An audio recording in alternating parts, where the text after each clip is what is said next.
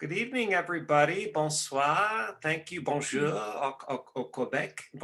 Bonsoir à France. Thank you, everyone, for joining us. Merci à chacun d'entre vous de nous rejoindre. We are getting close to being halfway through our book, Atomic Habits. Et on est pratiquement à la moitié du livre. And tonight we're going to be talking about a new chapter, chapter 8. Et ce soir, on va démarrer un nouveau chapitre, le chapitre 8. Before we discuss chapter 8, I do want to review just briefly what we learned last week in chapter 7. Et avant d'entamer ce chapitre 8, je voudrais revenir avec vous sur ce qu'on a appris la semaine dernière avec le chapitre 7. Last week, we talked about the secret of self-control in chapter 7.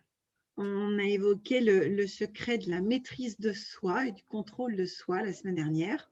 And we were focusing on the first step of a habit, which is the trigger.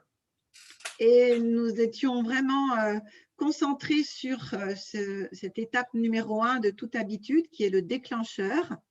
And we discussed how often it's not self-control that's most important in whether a habit happens or doesn't happen.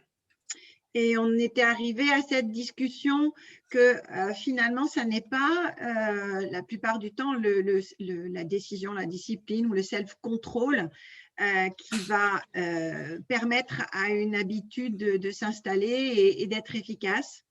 Often it's the environment that we create or the situation that we put ourselves in.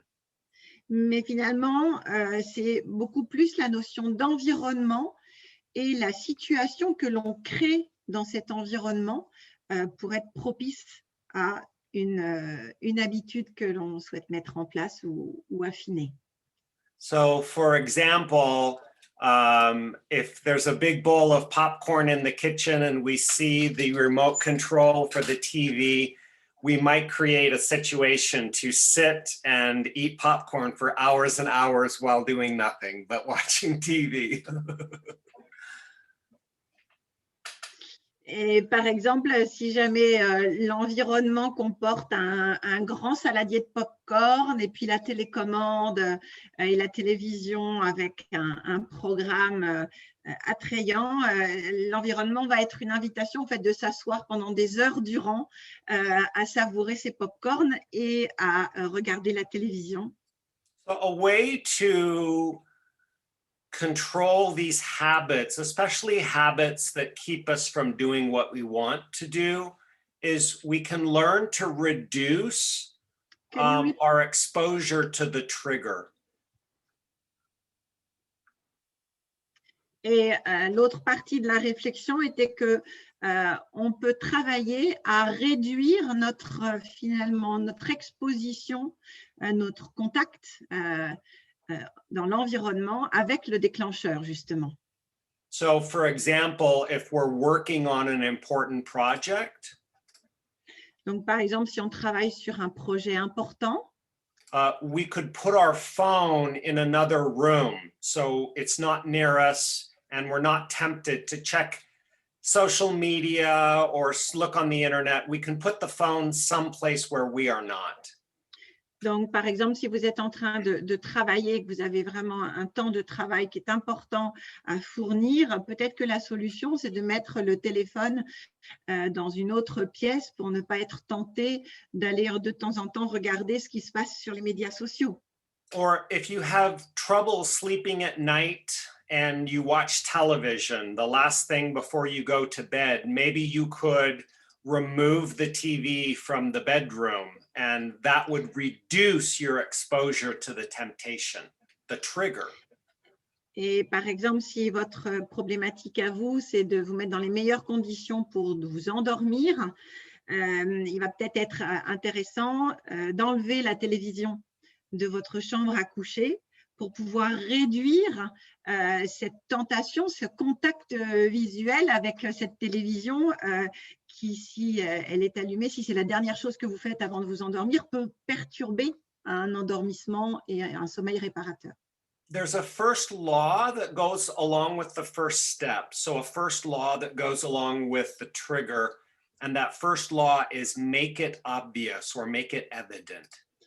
Et si vous vous souvenez, la première loi évoquée qui est en lien avec la première étape de l'habitude, c'est-à-dire le déclencheur, et ben cette première loi, c'est de rendre évidente cette habitude et ce déclencheur. But this law changes a little bit when we're talking about negative habits or habits we want to stop. Et bien évidemment, si jamais on est en train d'étudier et de travailler sur les habitudes qui sont négatives et que l'on veut changer, cette loi va changer aussi. With negative habits, we want to make the trigger invisible. We want to make it invisible to us.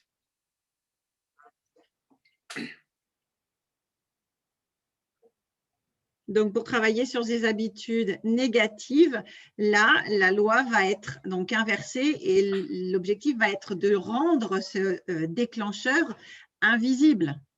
Did anybody last week, did they make any changes in their life to make certain triggers more invisible or to remove yourself from certain situations to help you adjust or change your habits? Did anyone do that last week or think about it? Est-ce que depuis la semaine dernière, où on a abordé ce sujet-là des habitudes négatives et de rendre invisibles les déclencheurs, est-ce que quelqu'un s'est retrouvé dans la situation d'avoir justement changé quelque chose pour y arriver et en rendant invisible un déclencheur?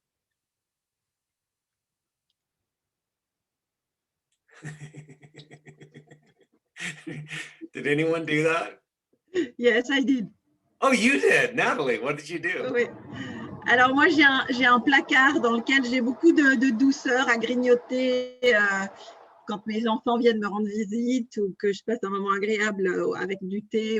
Et en fait, j'ai retiré tout ce qu'il y avait dans ce petit placard parce que je faisais le geste quasiment automatiquement. Au moment où je faisais chauffer de l'eau pour me faire du thé, j'attrapais une assiette et je trouvais toujours quelque chose dans ce placard à tremper dans mon thé ou voilà, pour me faire plaisir. Donc, j'ai vidé ce placard, ce qui fait que je me retrouve à l'ouvrir alors qu'il est vide et ça me fait éclater de rire parce que je ne trouve pas ce que j'aimerais grignoter. Et voilà, et ça marche super bien parce qu'effectivement, voilà, j'ouvre le placard et il n'y a rien dedans. Placard, that's sign, yes. Le placard, it's where you can put things in the kitchen. When you yeah, have, the cabinet, the cupboard. So what happened?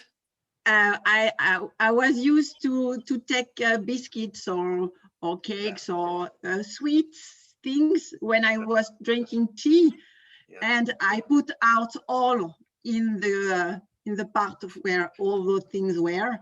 So when I open the door, there is nothing to eat, and so I take my tea without biscuits. Okay, yeah.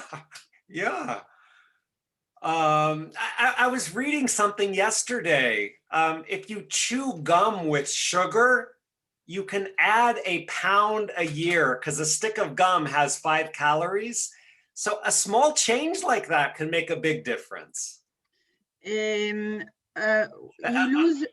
lose how many? A half kilogram. If you chew gum that has sugar, you can add 1/2 kilogram every year to your weight just by from chewing gum.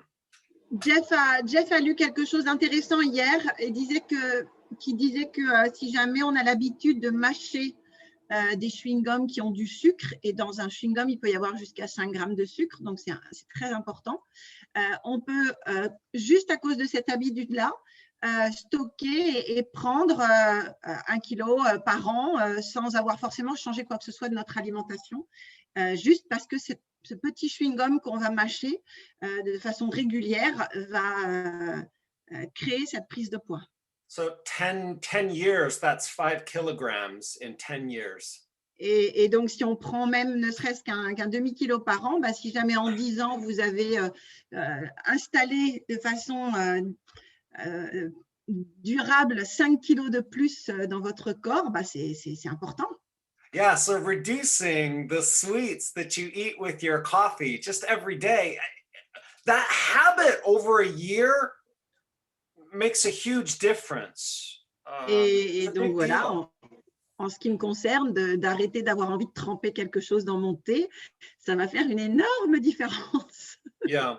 So think about this idea of reducing your exposure to certain triggers or situations that will cause habits that you don't want. Think about reducing the exposure. Donc, en fait, le maître mot, là, c'est vraiment de travailler à réduire l'exposition au déclencheur qui est à l'origine d'une habitude négative que l'on souhaite voir disparaître, en tout cas faire évoluer. Donc, diminuer cette exposition. We're going to continue with chapter 8. Chapter 8 is entitled How to Make a Habit Irresistible. Et donc, dans ce chapitre 8, on va aborder un sujet super inspirant, comment rendre une habitude irrésistible.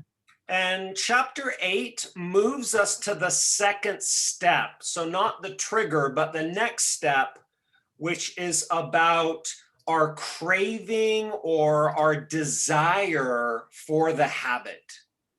Et avec ce chapitre 8, on quitte le chapitre entier, enfin l'ensemble des chapitres qui portaient sur les déclencheurs, et on va arriver à la phase 2 de toute habitude, qui est cette notion d'envie et cette notion de désir. And it's this part of the loop that pushes us forward to actually carry out the action. So the desire component is very important after we are triggered. Et après cette notion de déclencheur, cette notion d'envie et de désir est la deuxième partie de cette boucle est très, très importante puisque c'est celle qui va créer, c'est l'ingrédient qui va créer la mise en action de cette habitude. This is important because the more attractive something or the more attractive an opportunity is, the more likely, the more probable that it will become a habit, that it will become something that we will do consistently. Et c'est d'autant plus important que, vous l'avez là en français, plus une opportunité est attrayante, plus elle deviendra probablement, plus elle a de chances de devenir une habitude. There were some scientists that were studying seagulls. Et des scientifiques ont étudié, pas les seagulls, ça c'est les It's the bird at the ocean, the bird at the beach. Là, les goélands. C'est ça? C'est les goélands? Oui, je crois. And there's a big red dot on the seagull's beak. You can see it in the picture. Et vous pouvez voir, il y a une petite tache rouge sur la partie inférieure du bec de ce goéland. And the baby seagulls will poke at that dot, poke at the dot with their beaks. The little babies will do that. Et en fait, on s'est rendu compte que les bébés goélands, en fait, tapent avec leur propre bec sur cette zone-là. And they poke at the beak when they're hungry, when they want food. Et en fait, ils ont pour habitude de faire cela sur le bec quand ils ont faim. And so the scientists were observing this behavior. The biologists were observing this behavior of the babies. Et donc, les biologistes, les scientifiques ont observé ce comportement des bébés goélands.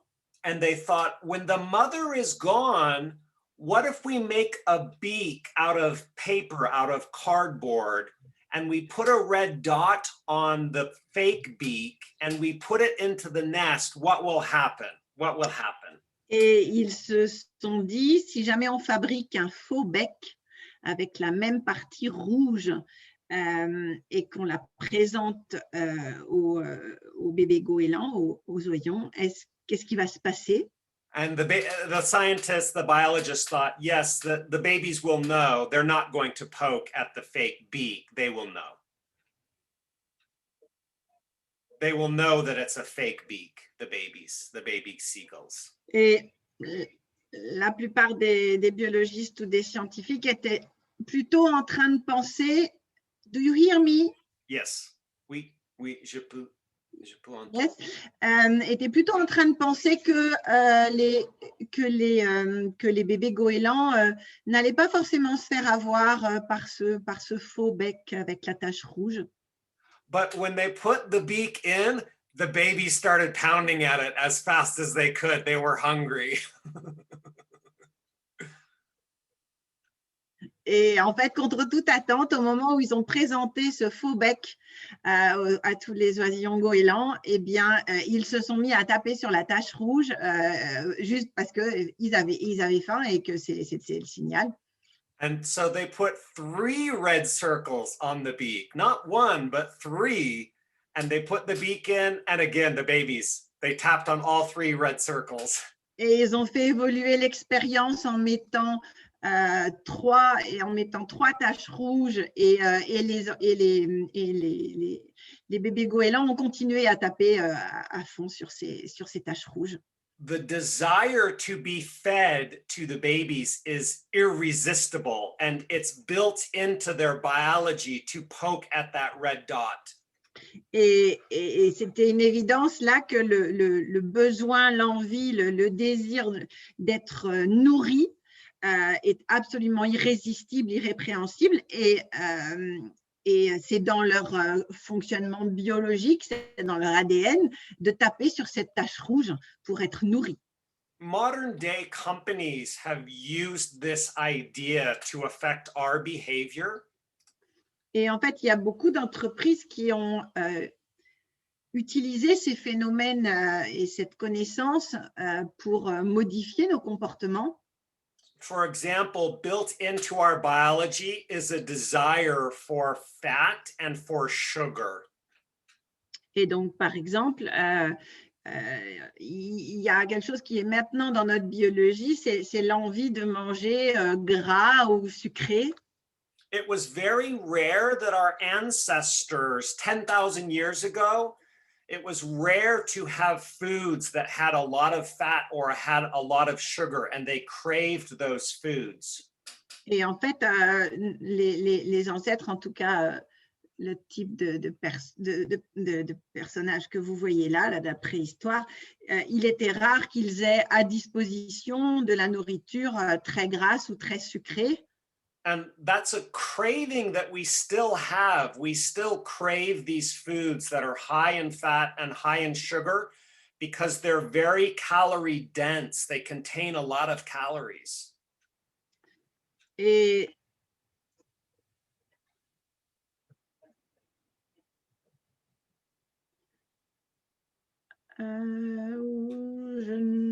we still crave these foods. Where are you? Can you hear me, Natalie? I can't hear you. Can you hear me now? Et en fait, c'est assez fou.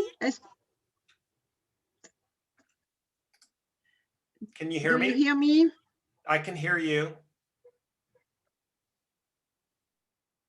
Can you hear me now?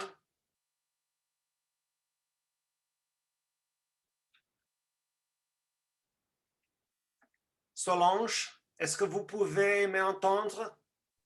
Oui, oui, je vous entends, Jeff. Natalie, est-ce que vous pouvez m'entendre? Diana, oui. Bernard, je crois. Dana, est-ce que tu nous entends, Dana? Là, Oui. je vous entends de nouveau. OK.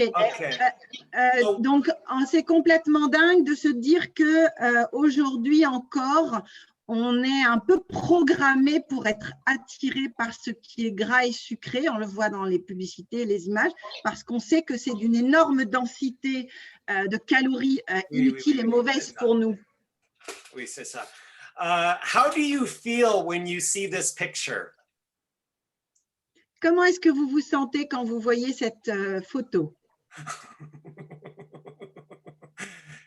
No. Do any of you have a craving? No. Okay. Just for the berry. I want the berry on the top of the milkshake. Moi, je veux juste la cerise au-dessus du milkshake. If you show this picture to an American teenager, they will get an instant craving. En fait, si vous montrez cette photo, I think in France too, si vous montrez cette image à un adolescent américain, il va immédiatement avoir une envie de manger cela. And companies have used this knowledge to design their products. Bon, j'ai de nouveau plus de son. Est-ce que vous pouvez m'entendre? Oui, moi, je vous entends, Jeff. Oui. Natalie, Oui. so companies Est-ce que today vous have, m'entendez? Oui, yeah, companies today have used this knowledge to design their products.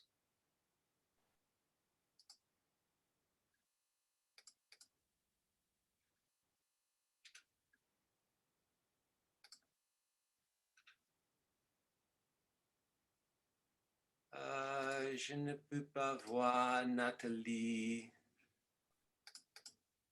Peut-être. Oh. Oh.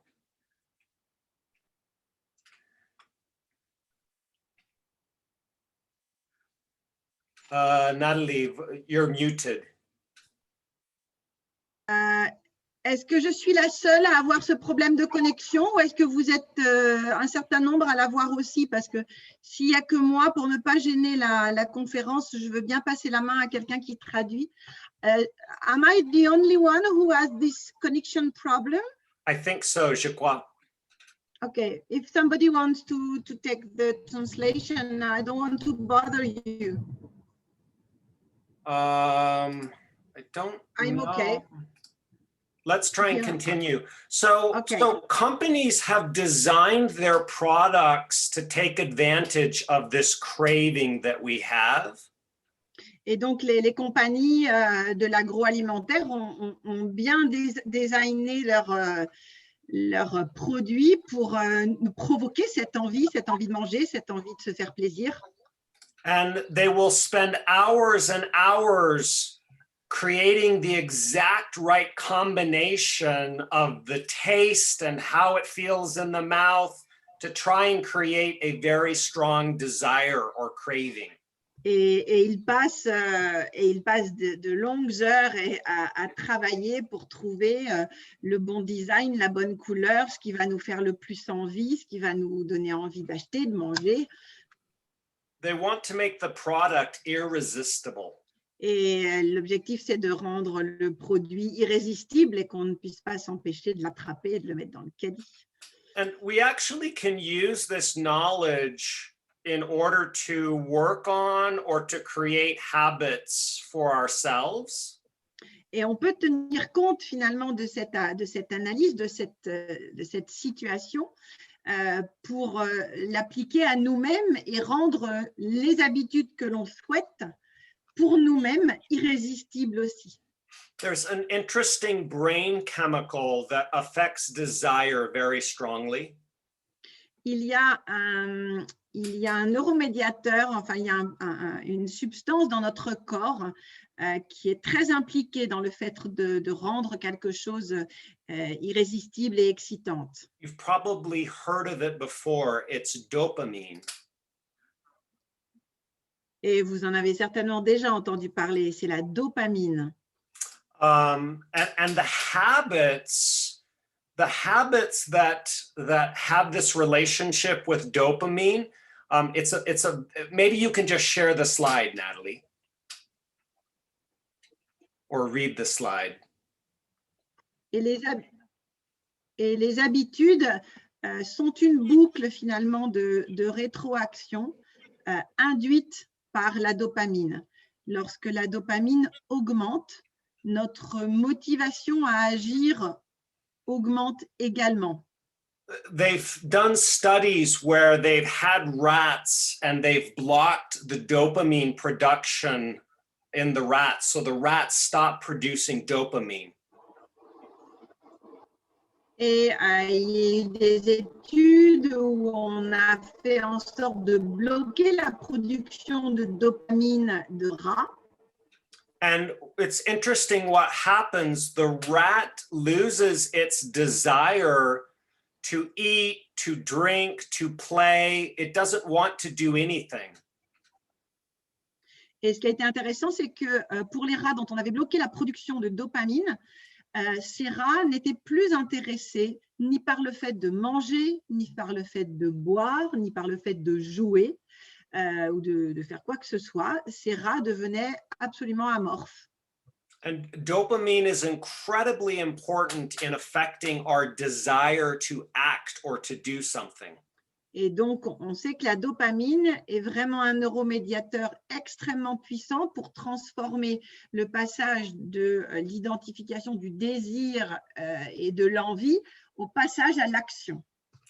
It's actually the anticipation of something happening and not the completion that actually causes us to take action. Et donc, on réalise que c'est plutôt l'anticipation, c'est l'attente de la récompense, le fait qu'on sait qu'on va l'avoir, et non l'accomplissement de l'action que l'on met en place qui nous conduit à l'action. C'est cette anticipation et non l'action en elle-même. So getting ready for a date, there'll be a spike, a boost in dopamine as you get ready for the date, as you anticipate the date happening. Et donc, pour prendre l'exemple d'un rendez-vous galant, c'est le fait d'être en train de se préparer, d'anticiper la situation, les retrouvailles, le fait d'avoir en tête comment ça va se passer et de se préparer pour cela. Et là, la dopamine fait toute son œuvre. It's the preparation of a sporting event or a preparation for a big game. Dopamine spikes.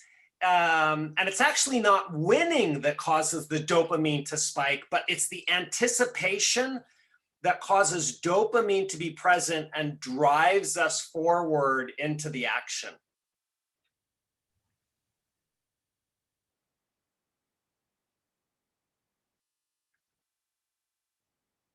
Are you with us, Natalie?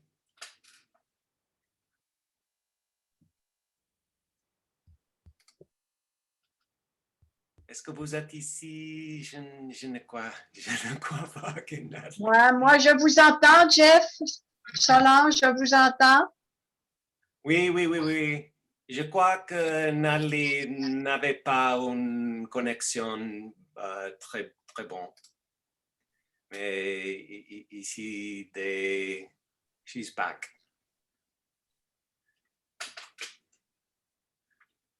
Sorry, I'm back. Ça va bien. So it's Okay. actually, it's the anticipation for a big game that causes dopamine to spike. Et là, par exemple, c'est le fait de se préparer à participer à un énorme tournoi qui va donner l'envie et qui va mettre de l'énergie. There are different brain chemicals that we experience when we win a game. Et en fait, par exemple, on sait qu'il y a plusieurs neuromédiateurs qui vont venir alimenter et envahir notre cerveau quand on gagne, par exemple, un jeu, un tournoi ou quand on est vainqueur. But dopamine is not one of them. Et it's not. It's not. Mais la dopamine ne fait pas partie de ces neuromédiateurs qui sont dans ce déferlement de neuromédiateurs au moment où on gagne. And congratulations to les Bleus for beating Germany 2-0 the other day. et félicitations aux Français pour leur victoire l'autre jour. So this is a really important idea to remember that you have brain chemistry that will increase your craving, your desire to make something happen. Et en fait, c'est important de savoir qu'on a vraiment une chimie intérieure qui est stimulée et qui va être de plus en plus importante quand l'anticipation est grande et quand la stimulation est grande. Next time that we come together, we're going to look at a specific strategy that we can use that will help us take advantage of craving or desire to help us create habits that we really want to have in our life. Et donc, la prochaine fois, on évoquera une stratégie qui va être particulièrement intéressante pour utiliser ce que l'on sait de l'envie et du désir pour créer dans notre vie des habitudes qui vont nous aider à avoir la vie que l'on souhaite. Next week will be Nikan Now with Luis Kasuga. Donc, jeudi prochain, ce sera Nikan Now avec Luis Kasuga. So we will be back together on July 1st for our next Humans Being More Weekly. Et donc, la prochaine fois que nous nous retrouvons pour notre HBM hebdomadaire, nous serons le jeudi 1er juillet, dans 2 semaines. So thank you everyone for joining us tonight for chapter 8. Donc, merci à vous tous connectés ce soir pour ce chapitre 8. If you are somewhere in France where there is bad weather, be safe. Et si certains d'entre vous sont dans des endroits de France là où sévissent des orages, eh bien, prenez soin de vous et restez bien en santé. And we'll see everyone in 2 weeks, en 2 semaines. Et rendez-vous à tout le monde dans 2 semaines. Bonsoir, merci beaucoup, merci à tous et à toutes. Bonsoir et désolé. Bonsoir. Et désolé pour les problèmes De de rien, connexion. de Bonne rien, soirée à Natalie, tous. de rien. Merci.